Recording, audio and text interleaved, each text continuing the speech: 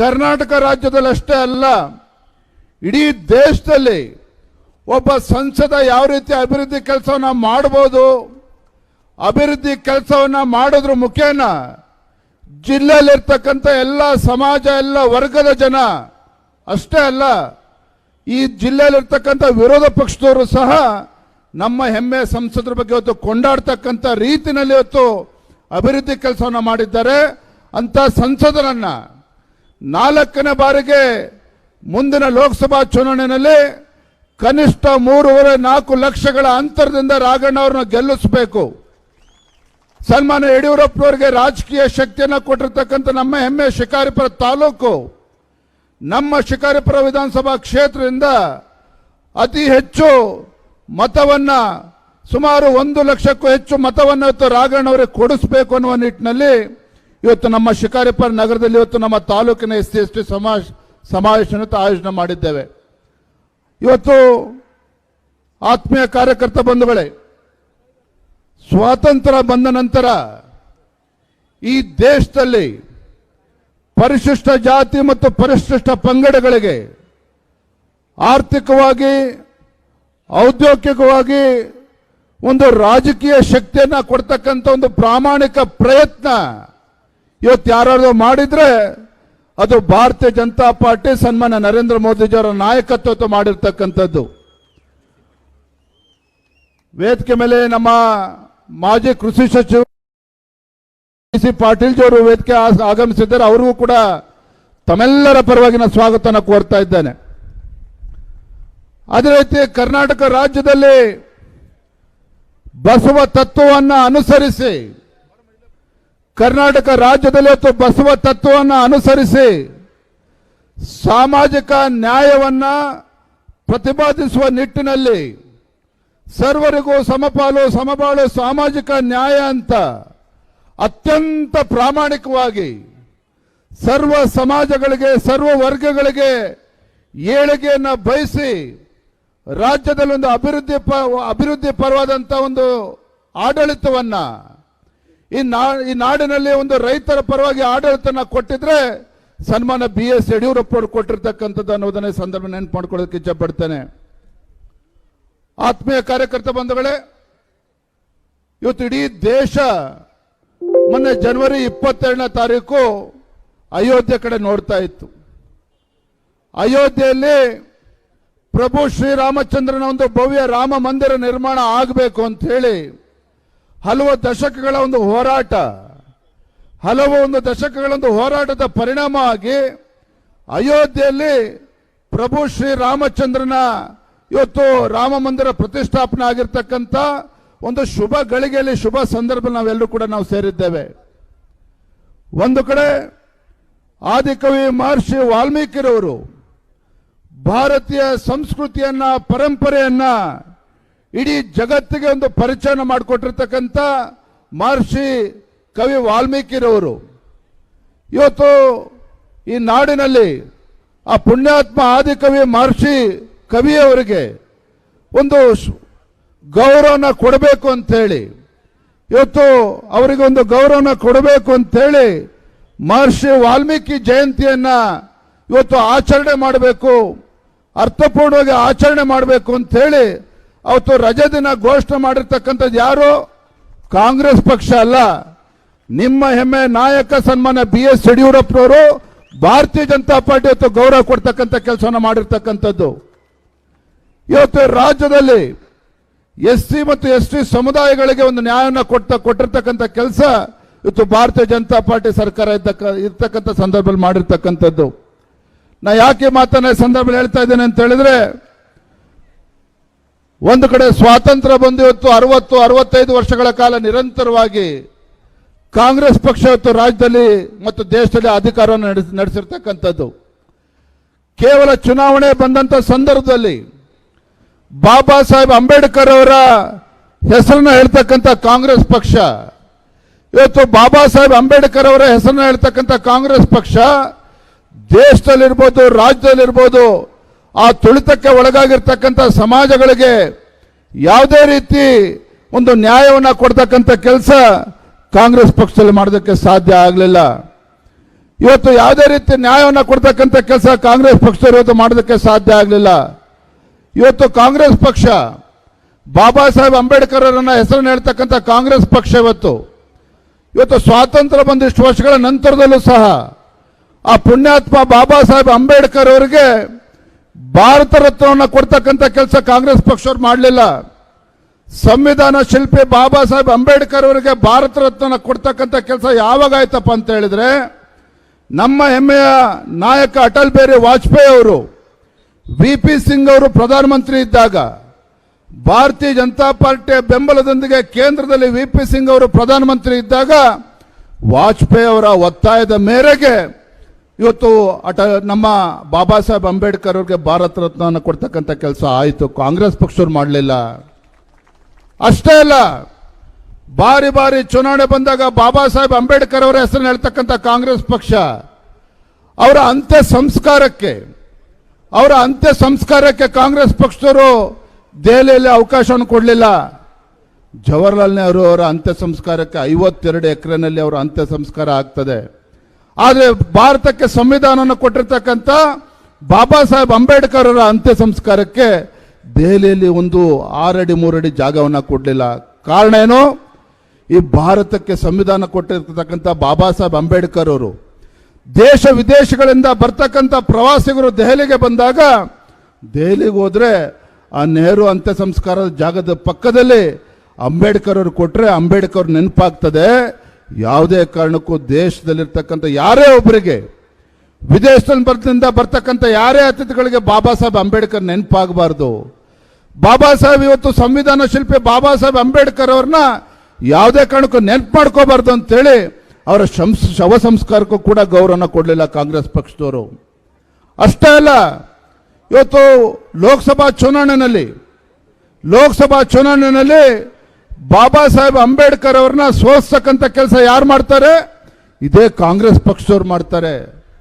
ಇದೇ ಕಾಂಗ್ರೆಸ್ ಪಕ್ಷದವರು ಬಾಬಾ ಸಾಹೇಬ್ ಅಂಬೇಡ್ಕರ್ ಅವರು ಲೋಕಸಭಾ ಚುನಾವಣೆ ನಿಂತಾಗ ಅವ್ರ ವಿರುದ್ಧ ಕಾಂಗ್ರೆಸ್ ಪಕ್ಷದವರು ಅಭ್ಯರ್ಥಿಯನ್ನು ಹಾಕಿ ನಾರಾಯಣ್ ಕಾಜ್ರೋಲ್ಕರ್ ಅಂತಕ್ಕಂಥ ಒಬ್ಬ ಅಭ್ಯರ್ಥಿನ ಕಾಂಗ್ರೆಸ್ ಪಕ್ಷದವ್ರು ನಿಲ್ಲಿಸಿ ಸಂವಿಧಾನ ಶಿಲ್ಪಿ ಬಾಬಾ ಸಾಹೇಬ್ ಅಂಬೇಡ್ಕರ್ ಅವ್ರನ್ನ ಲೋಕಸಭಾ ಚುನಾವಣೆಯಲ್ಲಿ ಸೋಲಿಸ್ತಕ್ಕಂಥ ಕೆಲಸ ಮಾಡ್ತಾರೆ. ಯಾಕೆ ಮಾತನ್ನ ಹೇಳ್ತಾ ಇದ್ದೇನೆ ಅಂತ ಹೇಳಿದ್ರೆ, ಮಾತೆತ್ತರೆ ಪದೇ ಪದೇ ಬಾಬಾ ಸಾಹೇಬ್ ಅಂಬೇಡ್ಕರ್ ಅವರನ್ನ ಹೆಸರು ಹೇಳ್ತಕ್ಕಂಥ ಕಾಂಗ್ರೆಸ್ ಪಕ್ಷದವರು ಬಾಬಾ ಸಾಹೇಬ್ ಅಂಬೇಡ್ಕರ್ ಅವರಿಗೆ ಅವರ ಪ್ರತಿ ಹಂತದಲ್ಲೂ ಕೂಡ ಬಾಬಾ ಸಾಹೇಬ್ ಅಂಬೇಡ್ಕರ್ ಯಾವುದೇ ಒಂದು ಗೌರವನ ಕೊಡ್ತಕ್ಕಂಥ ಕೆಲಸ ಮಾಡೋದಿಲ್ಲ. ಅದರ ಬದಲಾಗಿ ಸ್ವಾತಂತ್ರ್ಯ ಬಂದ ಮೇಲೆ ದೇಶದ ಹೆಮ್ಮೆ ಪ್ರಧಾನಮಂತ್ರಿ ನರೇಂದ್ರ ಮೋದಿಜಿಯವರು ಬಾಬಾ ಸಾಹೇಬ್ ಅವರಿಗೆ ಜನ್ಮ ಕೊಟ್ಟಿರ್ತಕ್ಕಂಥ ಪುಣ್ಯಭೂಮಿ, ಬಾಬಾ ಸಾಹೇಬ್ ಅವರು ಶಿಕ್ಷಣ ಪಡೆದಿರ್ತಕ್ಕಂಥ ಪುಣ್ಯಭೂಮಿ, ಅವರು ಲಂಡನ್ನಲ್ಲಿ ಓದಿರ್ತಕ್ಕಂಥ ಜಾಗ, ಅವರ ಎಲ್ಲ 5 ಕ್ಷೇತ್ರಗಳನ್ನು ಬಾಬಾ ಸಾಹೇಬ್ ಅಂಬೇಡ್ಕರ್ ಅವರ ಜೀವನದಲ್ಲಿ ಬಂದಂತ 5 ಕ್ಷೇತ್ರಗಳನ್ನ ಪಂಚತೀರ್ಥಗಳನ್ನಾಗಿ ಇವತ್ತು ಪರಿವರ್ತನೆ ಮಾಡಿ ಅಭಿವೃದ್ಧಿ ಮಾಡಿ ಆ ಪುಣ್ಯಾತ್ಮ ಬಾಬಾ ಸಾಹೇಬ್ ಅಂಬೇಡ್ಕರ್ ಅವರಿಗೆ ಒಂದು ಶಾಶ್ವತವಾಗಿ ಗೌರವನ ಕೊಡ್ತಕ್ಕಂಥ ಕೆಲಸ ಯಾರು ಮಾಡಿದ್ರೆ ಅದು ಭಾರತೀಯ ಜನತಾ ಪಾರ್ಟಿ ಮಾಡಿರ್ತಕ್ಕಂಥದ್ದು ಅನ್ನೋದನ್ನ ಸಂದರ್ಭ ಹೇಳೋದಕ್ಕೆ ಇಚ್ಛಪಡ್ತೇನೆ. ಆತ್ಮೀಯ ಕಾರ್ಯಕರ್ತ ಬಂಧುಗಳೇ, ಇವತ್ತು ಭಾರತೀಯ ಜನತಾ ಪಾರ್ಟಿ ಕೇಂದ್ರದ ಅಧಿಕಾರಕ್ಕೆ ಬಂದ ಮೇಲೆ ತಮಗೆ ಗೊತ್ತಿರಲಿ, SC/ST ಸಮುದಾಯಗಳಿಗೆ, SC/ST ಸಮುದಾಯದಲ್ಲಿರ್ತಕ್ಕಂಥ ನಮ್ಮ ಮಕ್ಕಳಿಗೆ ಶಿಕ್ಷಣದಿಂದ ವಂಚಿತರು ಆಗಬಾರ್ದು ಅಂತೇಳಿ ನಮ್ಮ ಮೋದಿ ಸರ್ಕಾರ ಮೊದಲ ಬಜೆಟ್ನಲ್ಲಿ 1100 ಕೋಟಿ ಅನುದಾನವನ್ನು ನೀಡಿತ್ತು. 1100 ಕೋಟಿ ರೂಪಾಯಿ ಅನುದಾನವನ್ನ SC/ST ಸಮುದಾಯದ ಮಕ್ಕಳಿಗೆ ಒಳ್ಳೆ ಶಿಕ್ಷಣವನ್ನು ನೀಡಬೇಕು ಅಂತೇಳಿ ನಮ್ಮ ಕೇಂದ್ರ ಸರ್ಕಾರ ಭಾರತೀಯ ಜನತಾ ಪಾರ್ಟಿ ನರೇಂದ್ರ ಮೋದಿಜಿಯವರು ಕೊಟ್ಟಿದ್ರು. ತದನಂತರದಲ್ಲಿ ಈಗ ಎಷ್ಟು ಕೊಟ್ಟಿದ್ದಾರೆ ಅಂತ ಹೇಳಿದ್ರೆ 1100 ಕೋಟಿ ರೂಪಾಯಿ ಅನುದಾನವನ್ನು ಮೊದಲ ಬಜೆಟ್ ಅಲ್ಲಿ ಕೊಟ್ಟಂತ ನರೇಂದ್ರ ಮೋದಿಜಿಯವರು ಮೊನ್ನೆ ಕೊಟ್ಟಂತ ಬಜೆಟ್ ಅಲ್ಲಿ 6,000 ಕೋಟಿ ರೂಪಾಯಿಯನ್ನ ನಮ್ಮ SC/ST ಸಮುದಾಯದ ಮಕ್ಕಳಿಗೆ ಒಳ್ಳೆ ಶಿಕ್ಷಣ ಸಿಗಬೇಕು ಅಂತ ಹೇಳಿ ಇವತ್ತು ನಮ್ಮ ನರೇಂದ್ರ ಮೋದಿಜಿಯವರು ಕೊಟ್ಟಿರ್ತಕ್ಕಂಥದ್ದು. ಇನ್ನೊಂದು ಮಾತನ್ನು ಹೇಳ್ತೇನೆ, ಇವತ್ತು ನಾ ಹೇಳೋದು ಮರ್ತೆ. ಬಾಬಾ ಸಾಹೇಬ್ ಅಂಬೇಡ್ಕರ್ ಅವರು ಹುಟ್ಟಿರ್ತಕ್ಕಂಥ ಜಾಗ ಮಧ್ಯಪ್ರದೇಶದ ಮೋವಾ ಅಂತಕ್ಕಂಥ ಪಟ್ಟಣ. ಆ ಪುಣ್ಯಾತ್ಮ ಬಾಬಾ ಸಾಹೇಬ್ ಅಂಬೇಡ್ಕರ್ ಅವರ ಜನ್ಮಭೂಮಿ. ಸ್ವಾತಂತ್ರ್ಯ ಬಂದ ಮೇಲೆ ನಿಮಗೆ ಕೇಳೋದಕ್ಕೆ ಆಶ್ಚರ್ಯ ಆಗ್ತದೆ. ಸ್ವಾತಂತ್ರ್ಯ ಬಂದ ಮೇಲೆ ಯಾವ ಪ್ರಧಾನಮಂತ್ರಿಗಳು ಕೂಡ ಬಾಬಾ ಸಾಹೇಬ್ ಅಂಬೇಡ್ಕರ್ ಅವರ ಹುಟ್ಟಿರ್ತಕ್ಕಂಥ ಜನ್ಮಭೂಮಿಗೆ ಯಾರು ಕೂಡ ಅಲ್ಲಿಗೆ ಭೇಟಿಯನ್ನು ಕೊಟ್ಟಿರಲಿಲ್ಲ. ಮೊದಲ ಬಾರಿಗೆ ಬಾಬಾ ಸಾಹೇಬ್ ಅಂಬೇಡ್ಕರ್ ಅವರ ಜನ್ಮ ಕ್ಷೇತ್ರಕ್ಕೆ ಭೇಟಿ ಕೊಟ್ಟಿರ್ತಕ್ಕಂಥ ಪ್ರಧಾನಮಂತ್ರಿ ಯಾರಪ್ಪ ಅಂತ ಹೇಳಿದ್ರೆ ನಮ್ಮ ಹೆಮ್ಮೆಯ ಪ್ರಧಾನಮಂತ್ರಿ ನರೇಂದ್ರ ಮೋದಿಜಿಯವರು. ಹೆಮ್ಮೆಯ ಪ್ರಧಾನಮಂತ್ರಿ ನರೇಂದ್ರ ಮೋದಿಜಿಯವರು ಅವರು ಆ ಜನ್ಮಸ್ಥಳಕ್ಕೆ ಇವತ್ತು ಭೇಟಿಯನ್ನು ಕೊಟ್ಟಿರ್ತಕ್ಕಂಥದ್ದು. ಆತ್ಮೀಯ ಕಾರ್ಯಕರ್ತ ಬಂಧುಗಳೇ, ಭಾರತೀಯ ಜನತಾ ಪಾರ್ಟಿ ಸರ್ಕಾರ ಬಂದ ಮೇಲೆ 3 ರಾಷ್ಟ್ರಪತಿಗಳನ್ನು ಆಯ್ಕೆ ಮಾಡ್ತಕ್ಕಂಥ ಸಂದರ್ಭ ಬಂದಿತ್ತು. ಅಟಲ್ ಬಿಹಾರಿ ವಾಜಪೇಯಿ ಅವರು ಪ್ರಧಾನಮಂತ್ರಿ ಇದ್ದಾಗ ನಮ್ಮ ಡಾಕ್ಟರ್ ಅಬ್ದುಲ್ ಕಲಾಂ ಅವರನ್ನ ಒಂದು ರಾಷ್ಟ್ರಪತಿ ಆಯ್ಕೆ ಮಾಡಿದ್ರು. ತದನಂತರದಲ್ಲಿ ಸನ್ಮಾನ್ಯ ನರೇಂದ್ರ ಮೋದಿಜಿಯವರು ಮೊದಲ ಬಾರಿಗೆ SC ಸಮುದಾಯಕ್ಕೆ ಸೇರಿರ್ತಕ್ಕಂಥ ರಾಮನಾಥ್ ಕೋವಿಂದ್ ಅವರನ್ನ ಒಂದು ಭಾರತೀಯ ಜನತಾ ಪಾರ್ಟಿಯಿಂದ ರಾಷ್ಟ್ರಪತಿಯಾಗಿ ಆಯ್ಕೆ ಮಾಡಿತ್ತು. ತದನಂತರದಲ್ಲಿ ದ್ರೌಪದಿ ಮುರ್ಮು ಇವತ್ತು ನಮ್ಮ ರಾಷ್ಟ್ರಪತಿಗಳಾಗಿ ಏನಿದ್ದಾರೆ, ದೇಶದ ಮೊದಲ ಪ್ರಜೆ, ಇವತ್ತು ಪರಿಶಿಷ್ಟ ಪಂಗಡಕ್ಕೆ ಸೇರಿರ್ತಕ್ಕಂಥ ಒಬ್ಬ ದಿಟ್ಟ ಮಹಿಳೆಯನ್ನ ಆ ಅತ್ಯುನ್ನತ ಸ್ಥಾನ ಇವತ್ತು ರಾಷ್ಟ್ರಪತಿ ಸ್ಥಾನಕ್ಕೆ ಕೂರಿರ್ತಕ್ಕಂಥದ್ದು. ನಾ ಯಾಕೆ ವೇದಿಕೆ ಮೂಲಕ ಇವತ್ತು ಮಾತುಗಳನ್ನು ಹೇಳ್ತಾ ಇದ್ದೇನೆ ಅಂತ ಹೇಳಿದ್ರೆ, ಮಾತೆತ್ತಿದ್ರೆ ಕಾಂಗ್ರೆಸ್ ಪಕ್ಷದವರು ಪರಿಶಿಷ್ಟ ಜಾತಿ ಪರಿಶಿಷ್ಟ ಪಂಗಡಗಳ ಉದ್ಧಾರಕರು ಅಂತಕ್ಕಂಥ ನಿಟ್ಟಿನಲ್ಲಿ ಇವತ್ತು ಭಾಷಣ ಮಾಡ್ತಾ ಇದ್ದಾರೆ. ಆದರೆ ಇವತ್ತು ಪ್ರಾಮಾಣಿಕವಾಗಿ ನಮ್ಮ ತುಳಿತಕ್ಕೆ ಒಳಗಾಗಿರ್ತಕ್ಕಂಥ ಸಮುದಾಯಗಳಿಗೆ ನ್ಯಾಯವನ್ನು ಕೊಟ್ಟಿರ್ತಕ್ಕಂಥ ಕೆಲಸ ಇವತ್ತು ಭಾರತೀಯ ಜನತಾ ಪಾರ್ಟಿ ನೇತೃತ್ವದಲ್ಲಿ ಆಗಿರ್ತಕ್ಕಂಥದ್ದು ಅನ್ನೋದನ್ನ ಈ ಸಂದರ್ಭ ನೆನಪು ಮಾಡಿಕೊಡೋದಕ್ಕೆ ಇಚ್ಛೆಪಡ್ತೇನೆ. ಕರ್ನಾಟಕ ರಾಜ್ಯದಲ್ಲಿ ಭಾರತೀಯ ಜನತಾ ಪಾರ್ಟಿ ಅಧಿಕಾರ ಇದ್ದಾಗ ಇವತ್ತು ನಮ್ಮ ನಾಯಕರಾಗಿರ್ತಕ್ಕಂಥ ಸನ್ಮಾನ್ಯ BS ಯಡಿಯೂರಪ್ಪ ಅವರು ರಾಜ್ಯದ ಮುಖ್ಯಮಂತ್ರಿ ಇದ್ದಾಗ ಬಣಜಾರ ಜನಾಂಗಕ್ಕೆ ಇವತ್ತು ವಿಶೇಷವಾಗಿ ಬಣಜಾರ ಜನಾಂಗಕ್ಕೆ ಒಂದು ತಾಂಡ ಅಭಿವೃದ್ಧಿ ನಿಗಮವನ್ನು ಸ್ಥಾಪನೆ ಮಾಡಿದ್ದು ಭಾರತೀಯ ಜನತಾ ಪಾರ್ಟಿ ಸನ್ಮಾನ್ಯ ಯಡಿಯೂರಪ್ಪನವರ ನೇತೃತ್ವದಲ್ಲಿ. ನಮ್ಮ ತಾಂಡಗಳಲ್ಲಿ ಇವತ್ತು ಇಡೀ ರಾಜ್ಯದಲ್ಲಿ ಮೂಲಭೂತ ಸೌಕರ್ಯಗಳನ್ನು ವ್ಯವಸ್ಥೆ ಆಗಬೇಕು, ಚರಂಡಿಗಳಾಗಬೇಕು, ಕುಡಿಯೋ ನೀರಿನ ವ್ಯವಸ್ಥೆ ಆಗಬೇಕು ಅಂತೇಳಿ ನಮ್ಮ ಶಿಕಾರಿಪುರ ತಾಲೂಕಿನಲ್ಲಿ ಅಷ್ಟೇ ಅಲ್ಲ, ಇಡೀ ರಾಜ್ಯದಲ್ಲಿರ್ತಕ್ಕಂಥ ಎಲ್ಲ ತಾಂಡಗಳ ಅಭಿವೃದ್ಧಿ ಕೆಲಸ ಸನ್ಮಾನ್ಯ ಯಡಿಯೂರಪ್ಪನವರ ನೇತೃತ್ವದಲ್ಲಿ ಮುಖ್ಯಮಂತ್ರಿ ಇದ್ದಾಗ ಆಗಿರ್ತಕ್ಕಂಥದ್ದು. ನಮ್ಮ ತಾಲೂಕಿನ ಸಾಲೂರು ಗ್ರಾಮದಲ್ಲಿ ಇವತ್ತು ಭವನ ನಿರ್ಮಾಣ ಆಗಿರ್ತಕ್ಕಂಥದ್ದು. ಇವತ್ತು ಸಾವಿರಾರು ಬಣಜಾರ ಸಮಾಜಕ್ಕೆ ಕೇವಲ ತಾಲೂಕಿನಲ್ಲ, ಲಕ್ಷಾಂತರ ನಮ್ಮ ಬಣಜಾರ ಸಮಾಜಕ್ಕೆ ಇವತ್ತು ಗಂಗಾ ಕಲ್ಯಾಣ ಯೋಜನೆಯಲ್ಲಿ ಇವತ್ತು ಬೋರ್ವೆಲ್ಗಳು ಸಿಕ್ಕಿರ್ತಕ್ಕಂಥದ್ದು. ಇವತ್ತು ಸೂರಗುಂಡನ ಕೊಪ್ಪದಲ್ಲಿ ಇವತ್ತು ಅಭಿವೃದ್ಧಿ ಕೆಲಸ ಆಗಿರ್ತಕ್ಕಂಥದ್ದು. ನಮ್ಮ ಬೋವಿ ಗುರುಪೀಠಕ್ಕೆ ಇವತ್ತು ಸರ್ಕಾರ ಅನುದಾನ ಕೊಟ್ಟು ಬೋವಿ ನಿಗಮ ಸ್ಥಾಪನೆ ಆಗಿರ್ತಕ್ಕಂಥದ್ದು ಭಾರತೀಯ ಜನತಾ ಪಾರ್ಟಿ ಸನ್ಮಾನ್ಯ ಯಡಿಯೂರಪ್ಪನವರು ಮುಖ್ಯಮಂತ್ರಿ ಅವಧಿಯಲ್ಲಿ. ಇವತ್ತು ಅದೇ ರೀತಿ ಮಾದಾರ ಚೆನ್ನಯ್ಯ ಪೀಠದ ಅಭಿವೃದ್ಧಿ ಆಗಿರ್ತಕ್ಕಂಥದ್ದು ಕೂಡ ಅನುದಾನ ಕೊಟ್ಟಿರ್ತಕ್ಕಂಥದ್ದು ಸನ್ಮಾನ್ಯ ಯಡಿಯೂರಪ್ಪನವರು. ಇವತ್ತು ವಾಲ್ಮೀಕಿ ಜಯಂತಿ ನಾಗಲೇ ಹೇಳಿದೆ, ರಜೆಯನ್ನ ಘೋಷಣೆ ಮಾಡಿ ಇವತ್ತು ಆ ಪುಣ್ಯಾತ್ಮ ಕವಿಗೊತ್ತು ವಾಲ್ಮೀಕಿಗೆ ಒಂದು ಗೌರವ ಕೊಡ್ತಕ್ಕಂಥ ಕೆಲಸ ಇವತ್ತು ಯಡಿಯೂರಪ್ಪನವರ ಮುಖ್ಯಮಂತ್ರಿ ಇದ್ದಂಥ ಸಂದರ್ಭದಲ್ಲಿ ಇವತ್ತು ಇವೆಲ್ಲವೂ ಕೂಡ ಆಗಿರ್ತಕ್ಕಂಥದ್ದು. ಇವತ್ತು ಸನ್ಮಾನ್ಯ ನರೇಂದ್ರ ಮೋದಿಜಿಯವರ ದೇಶದ ಪ್ರಧಾನಮಂತ್ರಿ ಆದಮೇಲೆ ಇವತ್ತು ದೇಶ ಸರ್ವಾಂಗೀಣ ಅಭಿವೃದ್ಧಿಯಾಗಿ ಇವತ್ತು 2047ನೇ ಇಸ್ವಿಗೆ ಭಾರತ ಒಂದು ಸಮೃದ್ಧ ರಾಷ್ಟ್ರ ಪರಿವರ್ತನೆ ಆಗಬೇಕು. ಭಾರತದಲ್ಲಿ ಇವತ್ತು ಎಲ್ಲ ಕ್ಷೇತ್ರದಲ್ಲೂ ಕೂಡ ಅಭಿವೃದ್ಧಿ ಆಗಬೇಕು. ಭಾರತದಲ್ಲಿ ಇವತ್ತು ಕಟ್ಟಕಡೆಯ ವ್ಯಕ್ತಿಗೂ ಕೂಡ ಇವತ್ತು ಅಭಿವೃದ್ಧಿ ತಲುಪಬೇಕು, ಅಭಿವೃದ್ಧಿ ಆಗಬೇಕು ಅಂತಕ್ಕಂಥ ನಿಟ್ಟಿನಲ್ಲಿ ಸನ್ಮಾನ್ಯ ನರೇಂದ್ರ ಮೋದಿಜಿಯವರು ಇವತ್ತು ಅಭಿವೃದ್ಧಿ ಕೆಲಸವನ್ನು ಮಾಡ್ತಾ ಇರ್ತಕ್ಕಂಥ ಸಂದರ್ಭದಲ್ಲಿ ಇಡೀ ಕರ್ನಾಟಕ ರಾಜ್ಯದಲ್ಲಿ ಇವತ್ತು ರಾಜ್ಯದ ಅಧ್ಯಕ್ಷನಾಗಿ ಇವತ್ತು ರಾಜ್ಯಾದ್ಯಂತ ಪ್ರವಾಸ ಮಾಡ್ತಾ ಇದ್ದಾನೆ. ರಾಜ್ಯದಲ್ಲಿ ಇವತ್ತು ಕಾಂಗ್ರೆಸ್ ಪಕ್ಷ ಅಧಿಕಾರಕ್ಕೆ ಬಂದಿದೆ. ಕಳೆದ 9 ತಿಂಗಳಲ್ಲಿ ಯಾವುದೇ ಒಂದು ಅಭಿವೃದ್ಧಿ ಕೆಲಸ ಆಗಿಲ್ಲ. ಬರಗಾಲದ ಸಂದರ್ಭದಲ್ಲಿ ರೈತರ ಸಂಕಷ್ಟಕ್ಕೆ ಇವತ್ತು ಸ್ಪಂದನೆ ಮಾಡಿಲ್ಲ.